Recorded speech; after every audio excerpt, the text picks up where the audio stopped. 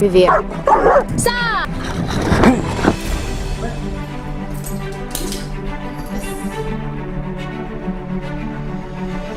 Okay.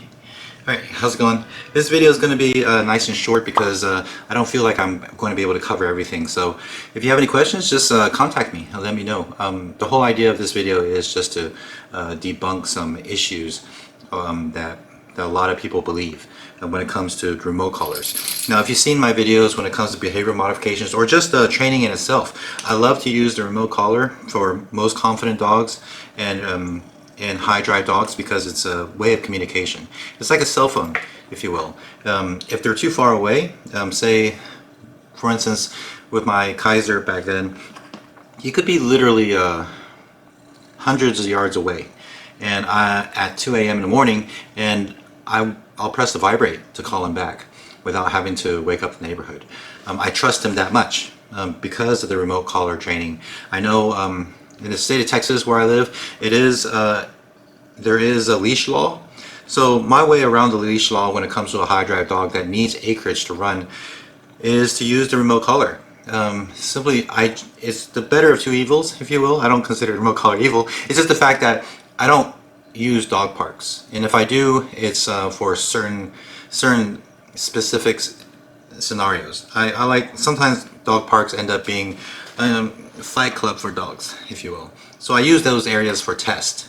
If the dog is really good at recall and really enjoys being with me, we can be outside the dog park and he wouldn't care what's going on inside the fence with all those dogs having fun.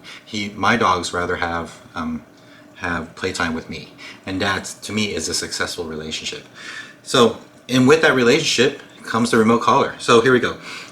One of the things that I have a collection here. This is just two actually. Well, I have 4 remotes, but I found this third one here. Here are all these. There are a lot of different names of these, but you'll find them on Amazon. There's this one right here. Here's one that looks like this. This one's kind of neat. It even has a light on top. They all have shock, if you will, stim, vibrate, sound. This one has sound.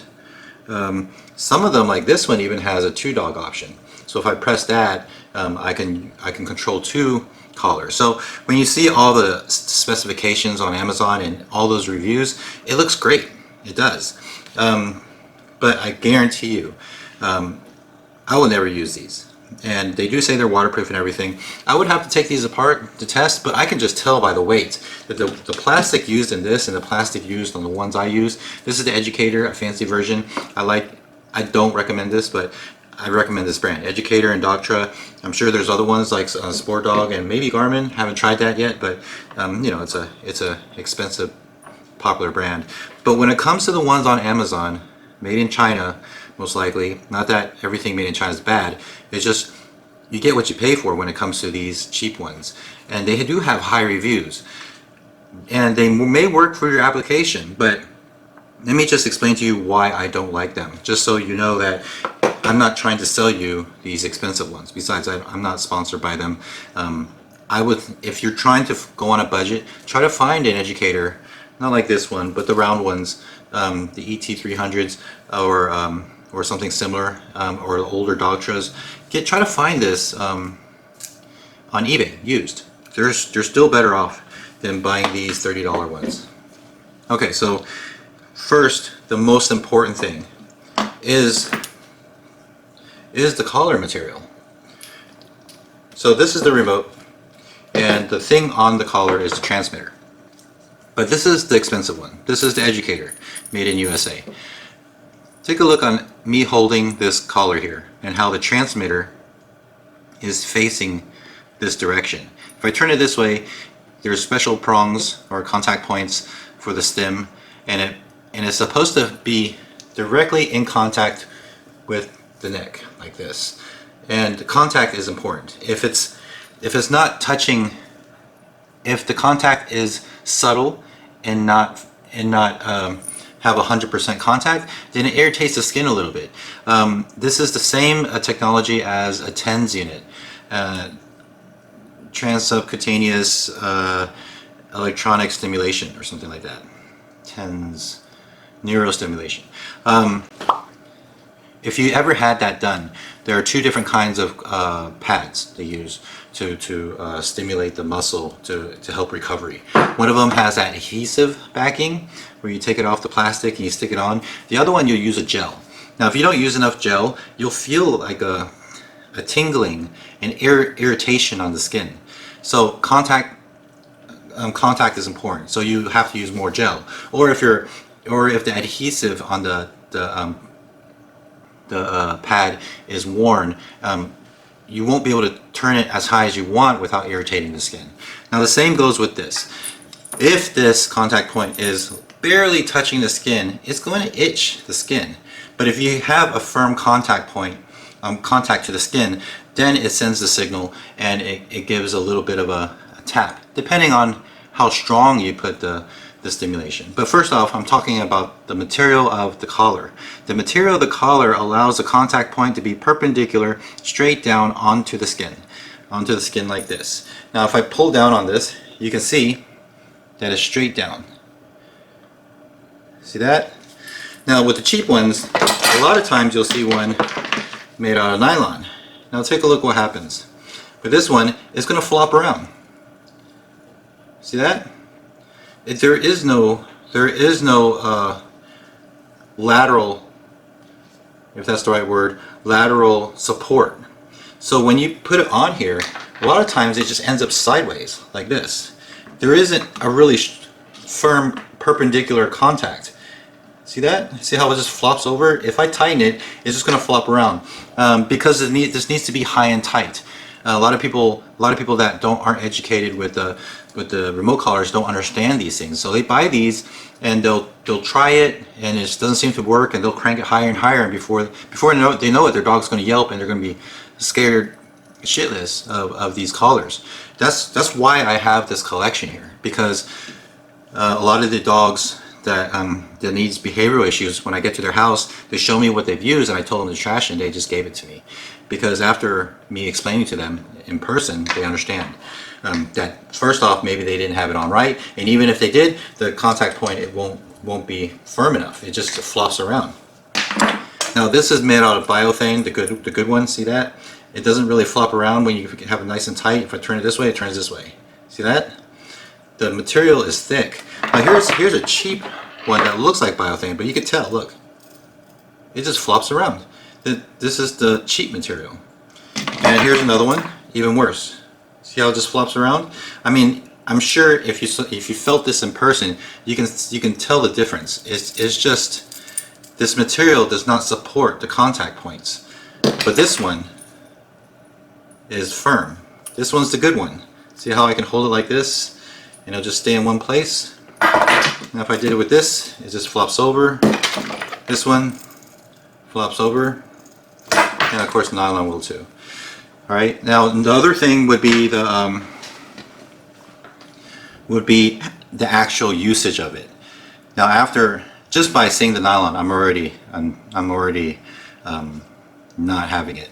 This is no good unless you figure out a way to replace this material with biothane. Now the other thing is how it works. Now take a look at this is the good one. I'm going to point this downward so you can see it better.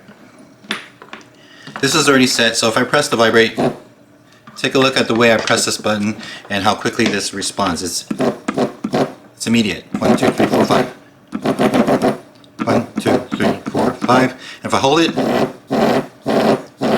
let's try that again. 1, 2, 3, 4, 5. See how quickly that reacts? It's immediate. It's just like when people understand how clicker training works. The reason we use a clicker instead of our voice is because some people are better off being able to press the button just to immediately mark what's right and what's wrong. This is the same thing.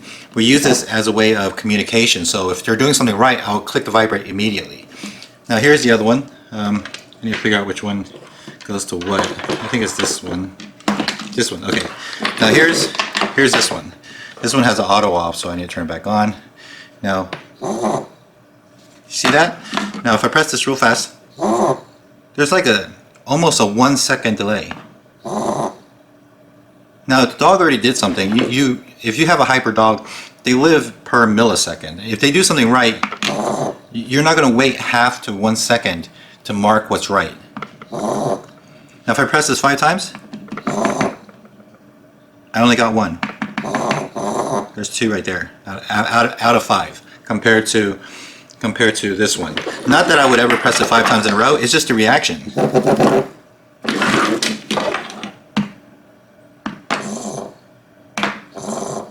Okay, now this is just nitpicking here. Now here's where it gets serious. Now if you take a look at this, the bottom number is, the top number, they have a vibrate level. That to me isn't really important because vibrate is vibrate. Low vibrate, high vibrate, as long as the dog can feel it vibrate. But when it comes to the stim, that's when we're deciding that either the dog doesn't appreciate the vibrate very much. Some dogs don't like vibrate. They rather have the stim. Stim can be as subtle as a touch. And that's generally the area that we use this level. And then with the good one, we have the red boost button where if the dog can't feel it because their drive is so high, then we would want to just use a higher number. Now here's the thing, guys. With this one, I have to 1, 2, and the highest number is 9. Oh, 10. Oh, it goes at 6. This one goes up to 16. Okay, now you won't be able to feel it, but let's just start with 1. 1, there's the sound, and then the third button, so many buttons all lined up. The third button is the stim. So if I take this and I put this here and I press the third, this is on 1 and I feel it. I mean, I don't think you can see my muscle contract, but watch when I press this button and look for this red light. I'm going to press this button. See, there's still a delay, a half-second delay. And I can feel it at 1. I guarantee you, no human can feel 1 on this, even with this special contact point that tends to make things a little bit more sensitive. See, if I press this, it's immediate.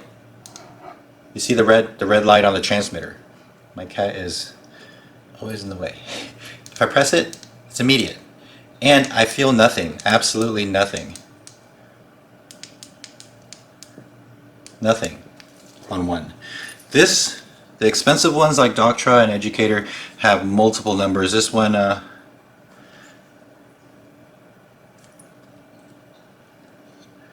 believe this one goes up to, yeah, this one goes up to 100. When it goes to 100, it says high instead of 90s. It goes up to high, which is 100. 100. So every level is 1/100th of a step, and the working level that I do with most dogs is 5. Now here's 5. Now I'll put it on me, and you can see it. Can you see it? Oh, the light's on the wrong thing. Right here. Now here's is continuous. I can feel a little bit.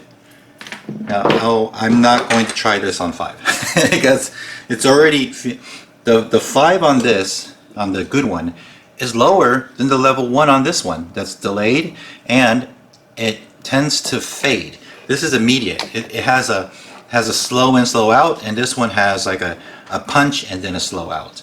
So I mean, I can try. That was level 1. Okay, I'll try 2. Alright. Okay.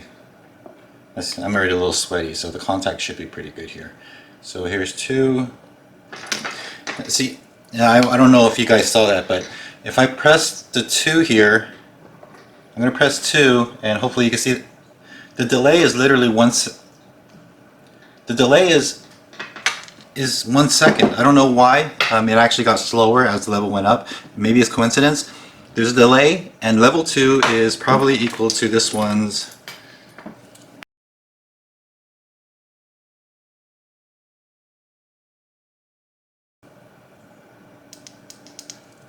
Okay, I'm on level 16 here, and it's nowhere. It is predictable. It's softer.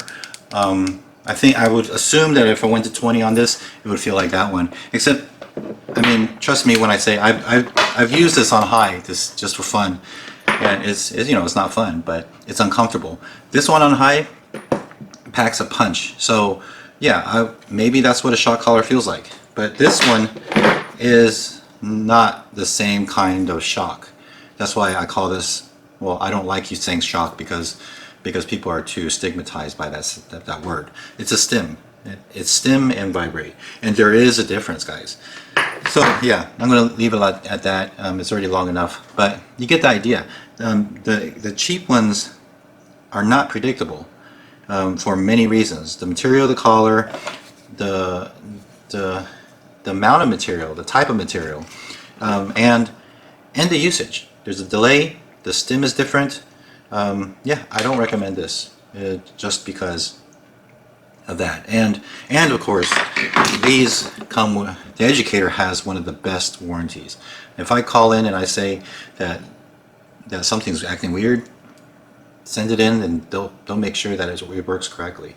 And they have replacement batteries. They have everything. They make sure that you're a happy customer because you know, they're getting paid for it.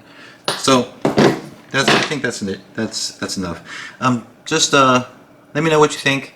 I'm always here. I know that people can't all afford to get their dog trained, and when you get frustrated enough, it comes to the question: should I use a remote collar? Especially when you see someone like me use it. My suggestion is get educated with your remote collar. Learn how to use it. Ask me. I'll make a video for you on how I would use it. It's a very subtle method because we're not trying to, if you're using it to punish a dog, that's easy, but you're going to ruin your relationship with your dog.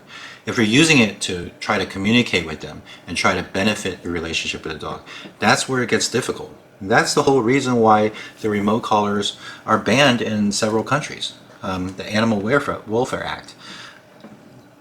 In the US, I feel like they should create require you to get certified to use these. But yeah, as long as we don't have it, at least you have me. I have a lot of experience with these tools, aversive or whatever you want to call it. It depends on how you use it. You can stab someone with a spoon, you can and make more damage than stabbing someone with a scalpel. So just putting that out there. All right, hope you have a good one. Take care, guys. Bye.